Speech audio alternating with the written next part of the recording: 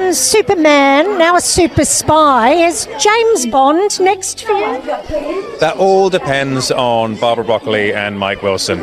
Whatever their decision may be, I wish them all the luck in the world. Kind of a nice dress rehearsal, though. Who knows? Only time will tell. If you're an Ian Fleming fan, there is no one better right now on this planet to play James Bond than Henry Cavill.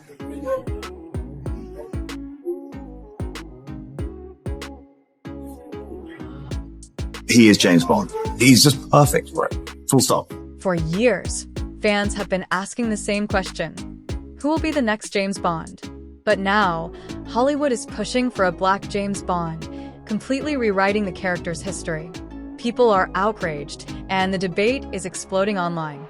However, one man could save the franchise: Henry Cavill. Cavill has finally broken his silence on the Bond rumors, and the internet is on fire. Could he finally step into the role he was born to play? Or will Hollywood ignore the fans and force diversity into a character that has remained the same for over 60 years? You've been asked like a gazillion and one times, will you play Bond? Do you want to play 007? I'm not going to ask you that. Would you ever consider going from Sherlock Holmes to a Bond villain? If Barbara and Mike interested me in any capacity to be a part of their movies, then I will gladly have that discussion with them, and that'd be something I'd be very keen to explore further. Well, you know, if you have to be in a James Bond film, you know, twist my arm, I'll do it, I suppose. I'll allow it, yeah. And that's all we got time for, Henry. I actually need to go get in some push-ups. If I'm going to be one of your evil James Bond henchmen, I really need to work on the guns, you see. Bond is now available. As far as I understand it, they are having conversations right at the top. James Bond bosses want to know, is Henry Cavill still jacked like he was in Superman? Or does he need to get back on the special supplements? They had me do 2 scenes from Sean Connery Bonds. One of them with a shirtless scene was horrible. I was not prepared for it. I had to walk out of the bathroom with a towel on, and For decades, James Bond has been one of the most iconic and consistent characters in film history. Every actor, from Sean Connery to Daniel Craig, has brought their own style to the role, but one thing has always stayed the same. Bond is a British spy with a specific background, look, and identity. Now, Hollywood is trying to change that, and fans are not happy. Ever since Daniel Craig's emotional farewell in No Time to Die, rumors about the next Bond have been circulating. But this time, the conversation isn't just about picking the best actor. It's about forcing diversity into the franchise. Insiders, producers, and even former Bond actors have openly discussed casting a black Bond, or in some cases, even a female Bond. This push for change has sparked major backlash from longtime fans who believe Bond should stay true to his roots. Idris Elba, one of the top names considered for the role, has even rejected the idea, calling it a gimmick. Elba himself recognizes that simply changing Bond's race wouldn't add anything meaningful to the character. Instead, it would feel like an artificial attempt to modernize the franchise rather than respecting what made Bond legendary in the first place. The bigger issue is that James Bond isn't just about skin color. He has a rich history that defines him. Ian Fleming, the creator of Bond, wrote him as a white British secret agent with a distinct upbringing. His experiences, relationships, and personality are shaped by that background. Changing his race wouldn't just be about swapping actors, it would fundamentally alter who Bond is. This also raises a bigger question. Why does Hollywood feel the need to change Bond at all? If the goal is diversity, why not create a brand new black spy character instead of rewriting an existing one? The film industry has created new action heroes before, like Jason Bourne and John Wick. So, why does Bond suddenly need to be reinvented? The reality is that Hollywood is obsessed with forcing diversity into established franchises instead of investing in original ideas.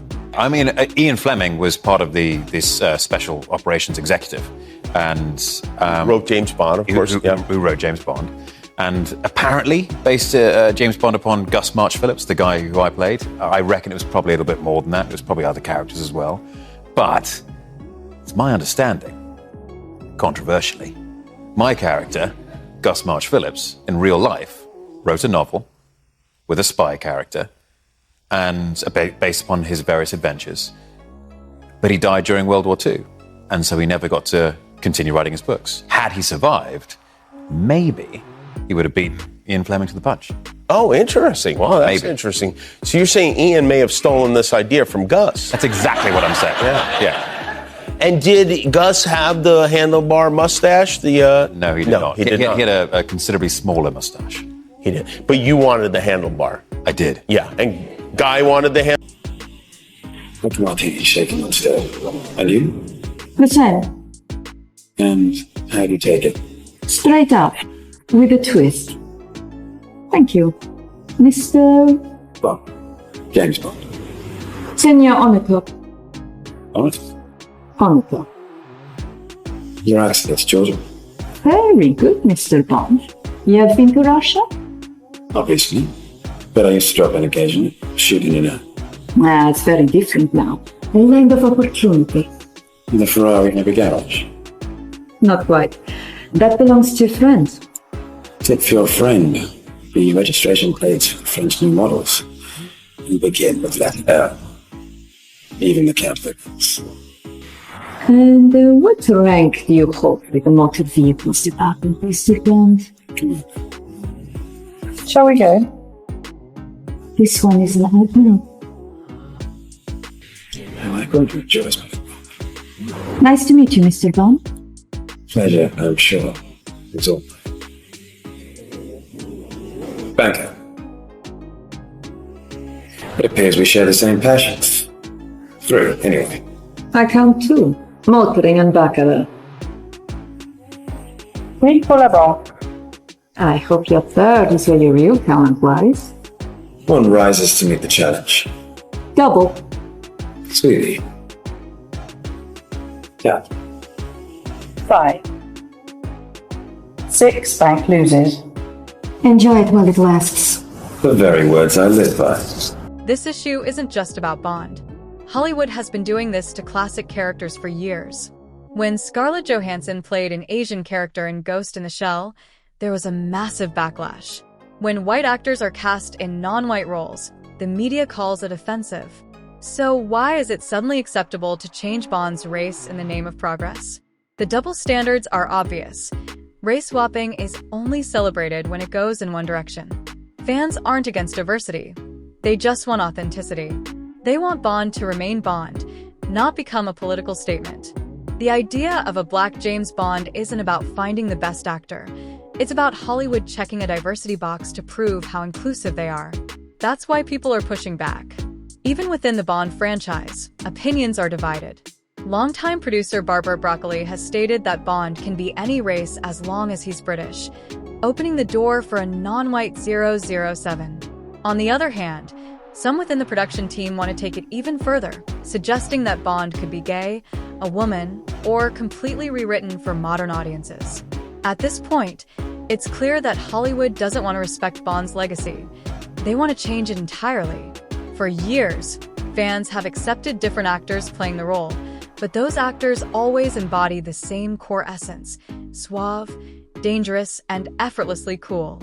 But now, instead of choosing an actor based on talent, Hollywood is focused on ticking diversity boxes. If Bond's race isn't supposed to matter, then why change it at all? If Bond's whiteness isn't essential, then why is Hollywood so determined to alter it? The truth is, they care more about making a statement than making a great movie, and fans can see right through it. This is why so many people believe Henry Cavill is the only choice for the next James Bond. He represents everything Bond should be: strong, charismatic, and committed to staying true to the source material. Cavill has proven time and time again that he values good storytelling over forced agendas. And in an industry obsessed with modernizing classics instead of respecting them, Cavill might be the last hope for James Bond. Really bizarre, because when Henry was auditioning for Bond, I was at Pinewood, right? And Daniel was as well, right? Yeah. At the same time, I'd go off and meet with Daniel, and he said, "This is young guy called Henry Cavill, I think they're seeing as well." I was thinking, well, who's this guy who got down to the last 2 for Bond? And I know that the director preferred your audition, but Barbara preferred layer cake. So, just so you know. And they decided you were too young.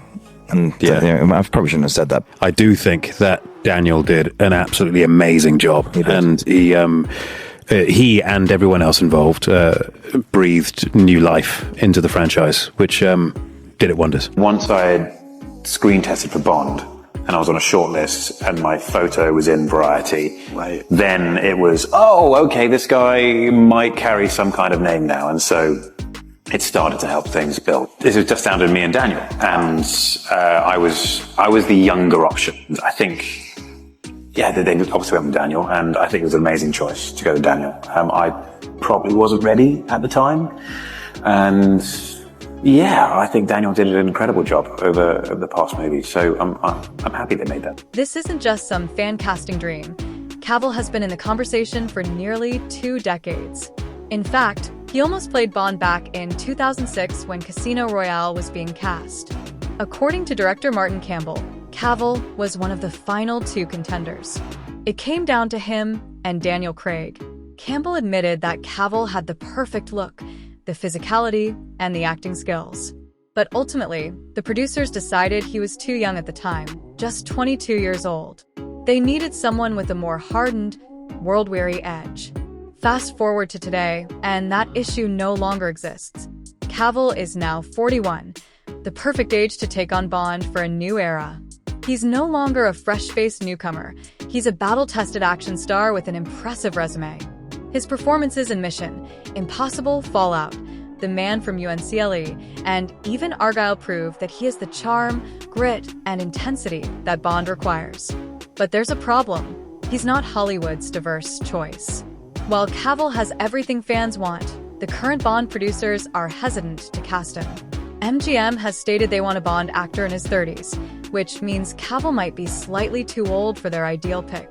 The current betting odds still place Cavill near the top, but he faces stiff competition.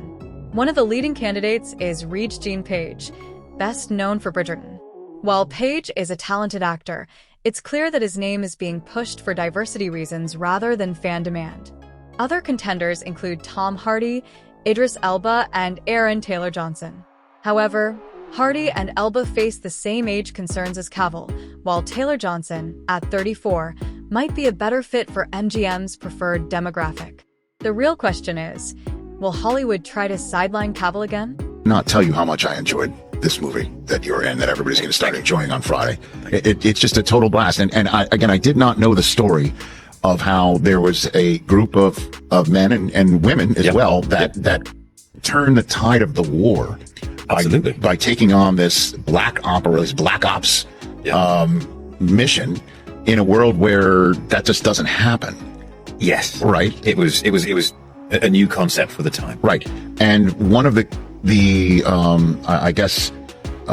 one of the people who were in charge, for the lack of a better phrase, back at the Home Office was Ian Fleming. Yes. The Ian Fleming. The Ian Fleming. Who turned out to be the guy who created James Bond. Indeed. And the character of James Bond is rumored to be based on the guy you play in this film. Yes. Yeah. Now I'm sure Ian Fleming wrote James Bond with a lot of stories and a lot of different characters in mind. Sure. But an amalgam, I'm sure. As I understand it, Gus March Phillips was one of the stronger influences. And in fact, Gus March Phillips they all had code numbers.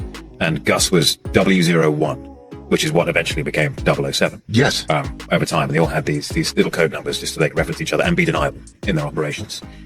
Also, Gus March Phillips, I have recently learned, and I may be wrong on this too, but I'm fairly sure I'm not, was also an amateur author and poet. And he had written a book about a spy based upon his adventures as well. And had he not died during World War II, he may have beaten Ian Fleming to the punch. That is wild. Yeah. That is totally wild. Again, when I'm watching this movie and I heard Ian Fleming's name, I'm like, wait a minute. I actually I had the benefit of what people won't have in the theater, which is I racked it back. I'm like, wait a minute, did I hear that name right? Yeah. And that had me at hello, essentially, to use another phrase from movies.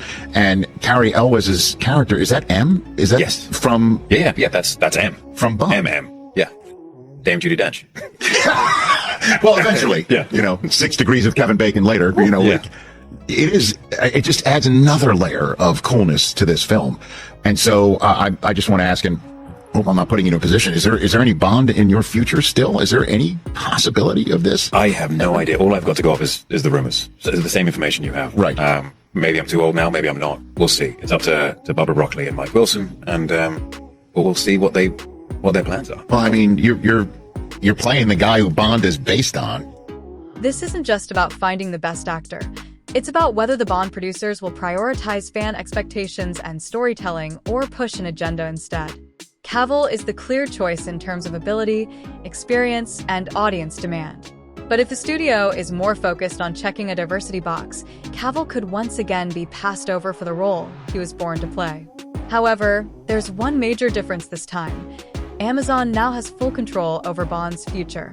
Longtime producers Michael G. Wilson and Barbara Broccoli have stepped back, meaning Bezos and his team at MGM will ultimately decide who becomes the next Bond. Cavill already has a strong relationship with Amazon. He's starring in their upcoming Warhammer 40,000 universe and a live-action Voltron movie.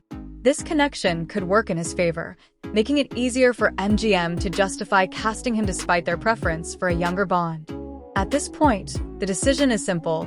If Amazon wants a guaranteed box office hit, they'll choose the actor that fans actually want. If they ignore Cavill and go with a diversity-first choice, the backlash will be enormous. And Cavill? He's ready. Henry and Matthew, you've both circled Bond at some point behind and in front of the camera. When you do this movie, are you like, that's it, we're not going near that property again? Or is it like, still in the back of my head? Well, that's a really hard one for him to answer. So I'll try and save his blushes. But it was really bizarre because when Henry was auditioning for Bond, I was at Pinewood, right? Daniel was as well, right? Yeah. At the same time.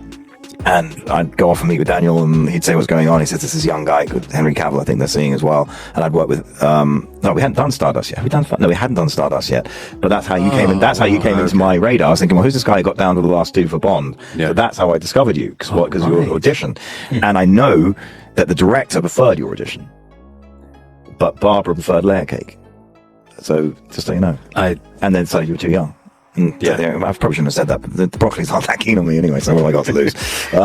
But he would be excellent, but it's unfair for him to discuss about a project they might be involved with or not and ruin it because of a question. Do you agree with that, Henry?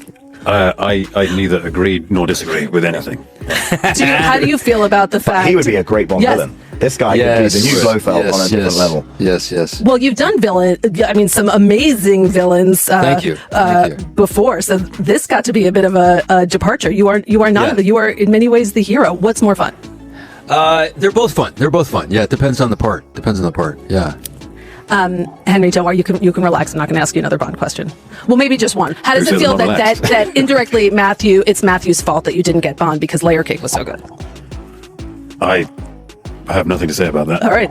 I think, by the way, as a blessing, I think you would be too young to have what I call the Bond curse. I mean, look, I think, first of all, I don't think there's a curse for those kind of things, but I do think that Daniel did an absolutely amazing job. And he and everyone else involved breathed new life into the franchise, which did it wonders. Yeah, and I agree with that. I agree. James Bond, the gig seems to be up. Last time you came second, didn't you? You were the other choice. Yes. Yeah. The first loser. Yeah, the first loser. The person who was closest to not being him. So this time round, do you think? What's the story? Do I think? I don't know. It all depends. I mean, obviously I'm very busy with the Superman stuff. If there were any windows and if they wanted me to do that kind of role, it would be great. I'd love to do it. It depends on what everyone here thinks. I mean, if you guys think...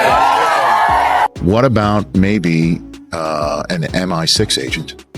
That would be a lot of fun. The numbers, 2 O's and a 7 after. I think that'd be a lot of fun. We'll see. I mean, if the opportunity comes my way, then I will definitely jump at it. But that's up to them, not to me. Okay. When asked about the Bond rumors, Cavill didn't dismiss them. He simply said, I have no idea. All I've got to go off are the rumors. Maybe I'm too old now, maybe I'm not. We'll see. That's not a no. That's Cavill leaving the door wide open. Fans are just waiting for the right people to walk through it.